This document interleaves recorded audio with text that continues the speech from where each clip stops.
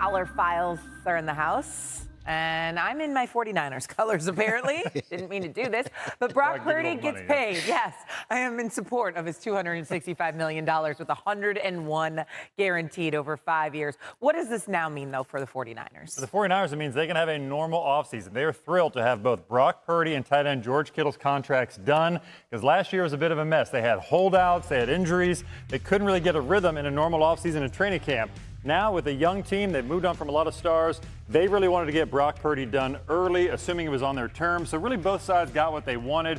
49ers got him at a reasonable clip, low $50 million per year, where Brock Purdy gets the security and he gets good guarantees, $181 million in the first 3 years. So right now everybody's happy, but they have to do something with Fred Warner, star linebacker, probably the best in the game, only 28 years old. He's got really big cap hits the next 2 years, $29 million and $27 million. So they want to rework his deal, maybe extend him, and then you would have 3 stars done. You don't have to worry about any more contracts, really, for the rest of the offseason. What's crazy about Brock Purdy, who's getting $181 million guaranteed, he's going to get paid more per week going forward than he did in his 3 years total so far with the Niners, which is wild to wrap your brain around. Next week, though, in the NFL, it's spring meetings. Why could playoff changes be in discussion at these meetings? Yeah, so at the league meetings, NFL owners will discuss a proposal from the Detroit Lions to change the playoff format where it would be about, the seeding would be about record primarily as opposed to division winners, which the division winners now get the top 4 seeds. So the league has some support on this. It's considered a long shot to pass because owners would need to vote at least 24-8, so you need a majority of 24 or 32 votes to get this passed. I don't know if enough teams can wrap their head around that yet. They still cling to the fact that division winners are really important, and they believe that that's sacred. But I think the league will try to change this. This is more of a long-term play because right now you have a 17-game schedule. They're going to eventually probably go to 18 games. The league wants to eliminate those meaningless games in those final weeks where teams may be locked into a 2 seed, can rest their starters. They want more late-season impact. That's what the Lions want. That's why they've proposed this. So we'll see if it gets enough traction. Probably won't pass this time, but eventually I could see it passing if it doesn't next week. It makes sense that the Lions want this. I forget the exact scenario now, but obviously it was the Vikings and the Lions in the last game of the regular season. They both were atop the NFC North. They were turned off by that game in the setup of which makes the sense, impact there. considering they both had phenomenal records. All right, Jeremy Fowler, thank you. It all gets started on Tuesday from Minneapolis. We know you're going to be all over it. Thank you, Jeremy. I'll be there. Thanks. Trump on Dallas radio this morning addressed the addition of his new wideout, George Pickens.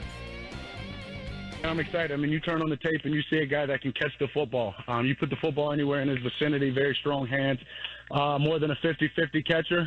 He thinks it's his ball when it's in the air, and I'm excited for him. I know that we need some help in that position. I know CD needs some help, and I think when you have a guy like that, and I heard George say it, it's hard to double-team 2 guys, and then when you've got other guys, whether it be Ferg, Jalen Tolbert, Mingo, guys who have had reps and know how to get open in the league, I think we're putting together a nice group of weapons.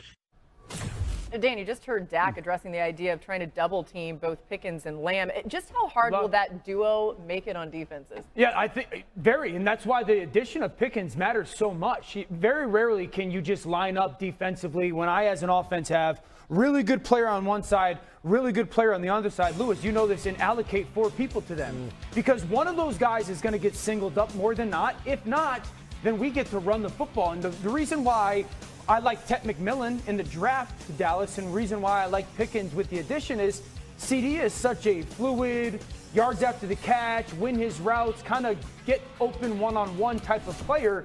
And then you have that big body, vertical frame opposite him. This now presents a lot of problems to defense before the ball ever gets snapped of just structurally, how do you want to handle us? And so no matter who the opponent is, I agree. I think that's one of the top 6-7 wide receiver duos we have in the NFL right now. What's interesting about Dallas is like the conversation with them always obviously starts with Dak. It starts with the perimeter players. I mean, the things that really have plagued Dallas over the past couple of years have not been really perimeter play. It hasn't really been skill position play, on a large scale. It's always been in the trenches. And for me, look, it's going to be about, Dallas' season is going to hinge on how this offensive line plays and how the defense plays in particular, especially right down the middle from defensive tackle to linebacker to safety. That's really going to be where their season hinges. Because I'll tell you what, Dak, look, they have a lot of advantages now in terms of athletes on the perimeter. There's no question about that. But think about their offensive line last year in terms of pass block win rate, especially when you're talking about the tackle positions. Look, Dak is now coming off of an injury. He's had 2 significant lower leg injuries now between his hamstring and his lower leg. Look, I think pass protection is going to be key. Run game is going to be key with this team before we even get to throwing the football. Sure. What version of Pickens are we getting? Because on the way out, as this always happens, you hear the stories. He was late for practices. He was late to games. And you start getting all that stuff out of the old play. If you're not motivated in a contract year in Big D when they're telling you, and Stephen Jones is publicly saying, like, we want you, then it might not ever happen. So for me, it's the maturity of the player.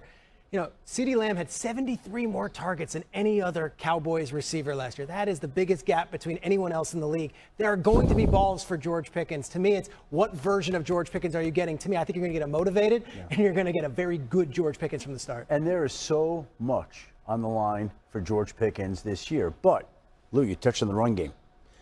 I know we're talking about George Pickens here, but there are 3 new running backs in Dallas.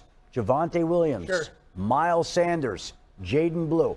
And I think they really like Jaden Blue. I think Jaden Blue is going to end up being their starting tailback. I think they really like Jaden Blue in the backfield there. So I know we're devoting a lot of time to George Pickens, but I think that we're missing these 3 new running backs that play a huge new role for this Dallas Cowboys team when you're playing the Chiefs on Thanksgiving Day, when you're playing the Washington Commanders on Christmas Day, when you've got all these holiday games. I think it's a big deal, the run game. And don't forget Phil Maffa also, who they drafted in the 7th out of Clemson, who is a bruiser now. Right. But again, I mean, these backs, and I don't mean to cut you off, No, you're good. it's just going to start up front, though. Sure. Right. Those backs, look, Jaden Blue, look, think about how they used him at Texas, right? He was a perimeter runner, a wide zone runner, a guy who liked to get the ball in space.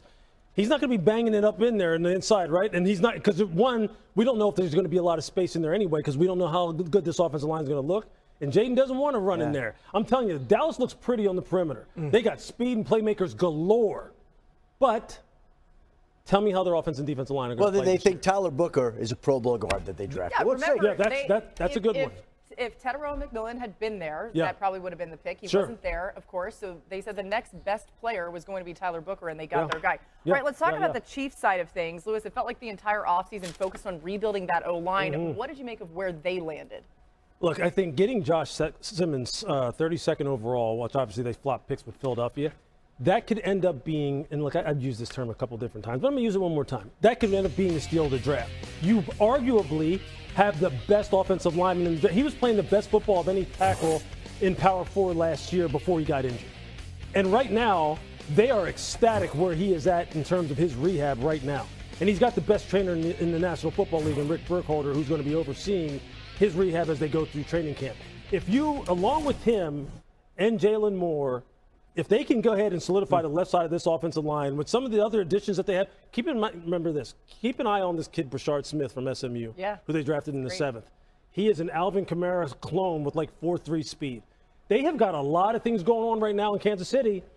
Hey, man, they may have addressed their issues as good as anybody. You know, it'll be really interesting around this time of year is what version of Rashee Rice are they getting in Kansas City? I just totally remembered. You know, I almost forgot that he was on the team. Came out great last year. Right. But through 8 games, he had like 80 catches. They expect him to be healthy early. How healthy is he? How is he back to full type Rashee Rice? Does he get disciplined this year? Does he get disciplined? I don't know. What do you think? They're waiting. I don't know. But by week 13, is that a rhetorical question? do they get that full version of him?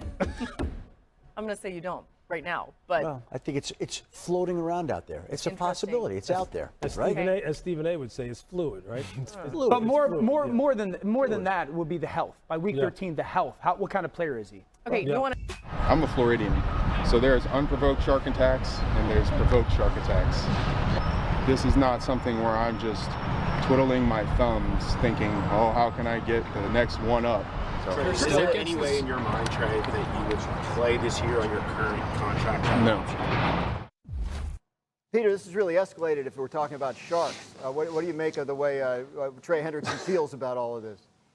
Well, there's blood in the water from one side, but it seems like the Bengals aren't budging. I find this actually refreshing in a way. A lot of times we go through the agents and the players aren't speaking publicly, but like Trey Hendrickson is a 30-year-old man who has signed multiple deals and is looking to get paid and is basically very measured and came in and said, look, I met my wife here. She was a nurse at the VA right down the street. Like, my kids were born here. I want to play here. It's not fair based on market value what I'm making right now. So I would like to see a new deal, and the Bengals aren't budging. The Bengals came into this offseason, and as we progress more and more into the offseason, they had 2 priorities. Pay Jamar Chase and pay T. Higgins. They did that. When the rubber hits the road, I don't know what else to say, but like this, to him to come to OTAs, not practice, dress like he's about to go play 18 on a nice course afterwards, and just talk directly to reporters in a very measured way is refreshing because you get to hear his side. The one distressing thing about this is that there were some text exchanges with Zach Taylor that he revealed that set him back and he was not happy with. You hate to see it get ugly, but like, guys, in the business world, this stuff happens, and I hate to say it, he is a great player, but when you see that 3 before someone's age, teams aren't lining up to pay you, and in this case, the Bengals were looking to hire and sign and give a big extension to their 2 young wide receivers, and they might not have been looking to pay this guy before his contract is up. And that's part of the frustration here, Peter, and I think that's one of the reasons that Trey Hendrickson is so upset right now. And for him to get to this point in mid-May, where he is speaking up and speaking out and wondering what's going on. That tells you the level of frustration that he's feeling and how serious he must be about his threat today not to play this upcoming season on his existing contract, which is scheduled to pay him $15.8 million. He has watched other pass rushers like Max Crosby in Las Vegas, like Myles Garrett in Cleveland, get paid upwards of $35, $40